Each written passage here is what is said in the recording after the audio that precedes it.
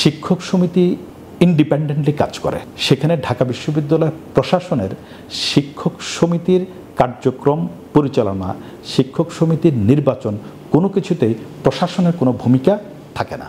ঢাকা বিশ্ববিদ্যালয়ের শিক্ষক সমিতি খুবই গুরুত্বপূর্ণ প্রতিষ্ঠান, খুবই ঐতিহ্যবাহী প্রতিষ্ঠান।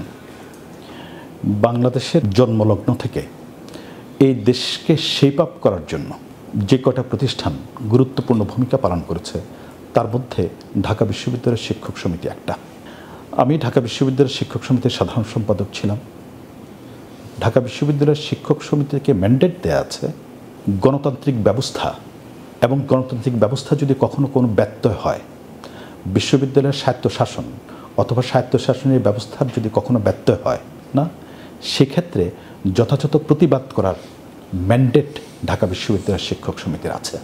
তার মানে হচ্ছে বিশ্ববিদ্যালয়ে অথবা বিশ্ববিদ্যালয়ের বাইরে দেশে যদি কখনো গণতান্ত্রিক ব্যবস্থা যদি ভেঙে পড়ে, কখনো দেশে যদি স্বৈরতান্ত্রিক ব্যবস্থা যদি উত্থান ঘটে, সেই ক্ষেত্রে বিশ্ববিদ্যালয় শিক্ষক সমিতি তার বিরুদ্ধে অবস্থান গ্রহণ করবে, আন্দোলন গড়ে তুলবে, তার প্রতিবাদ করবে।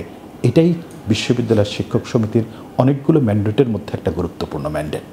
কিন্তু দুর্ভাগ্যজনকভাবে সত্য, গত 15 বছরে দেশে গণতান্ত্রিক ব্যবস্থা ভেঙে পড়ার পরও, দেশের অনেকগুলো গুরুত্বপূর্ণ গণতান্ত্রিক প্রতিষ্ঠান ভেঙে পড়ার পরও এবং তার প্রভাব বিশ্ববিদ্যালয়ের শিক্ষা ব্যবস্থার উপরে, সেই অগণতান্ত্রিক স্বৈরশাসনের প্রভাব ঢাকা বিশ্ববিদ্যালয়ের শিক্ষা ব্যবস্থার উপর পড়ার পরও বিশ্ববিদ্যালয়ের সেই সময়কার শিক্ষক সমিতি যথাযথ ভূমিকা পালন করে নাই।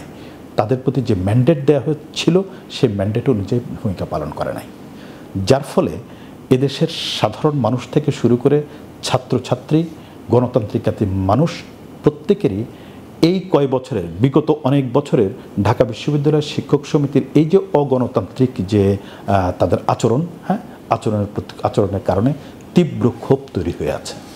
কিন্তু এর অর্থ এই নয় যে ঢাকা বিশ্ববিদ্যালয়ের শিক্ষক সমিতি ইটসেলফ, আমি আবার বলছি, ঢাকা বিশ্ববিদ্যালয়ের শিক্ষক সমিতির সেই সময়কার দায়িত্বে যারা ছিলেন তারা এটার জন্য দায়ী হতে পারে, কিন্তু সামগ্রিকভাবে ঢাকা বিশ্ববিদ্যালয়ের শিক্ষক সমিতি অথবা ঢাকা বিশ্ববিদ্যালয়ের শিক্ষকরা এটার জন্য নিশ্চয়ই দায়ী নয়।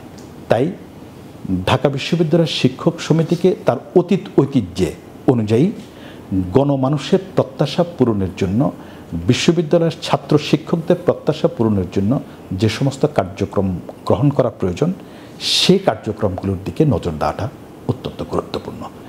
শিক্ষক সমিতি ইন্ডিপেন্ডেন্টলি কাজ করে। সেখানে ঢাকা বিশ্ববিদ্যালয় প্রশাসনের শিক্ষক সমিতির কার্যক্রম পরিচালনা, শিক্ষক সমিতির নির্বাচন কোনো কিছুতেই প্রশাসনের কোনো ভূমিকা থাকে না, নাই।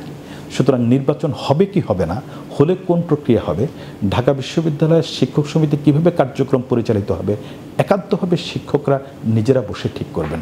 সেখানে প্রশাসনের কোনো ভূমিকা আছে বলে আমি মনে করি না।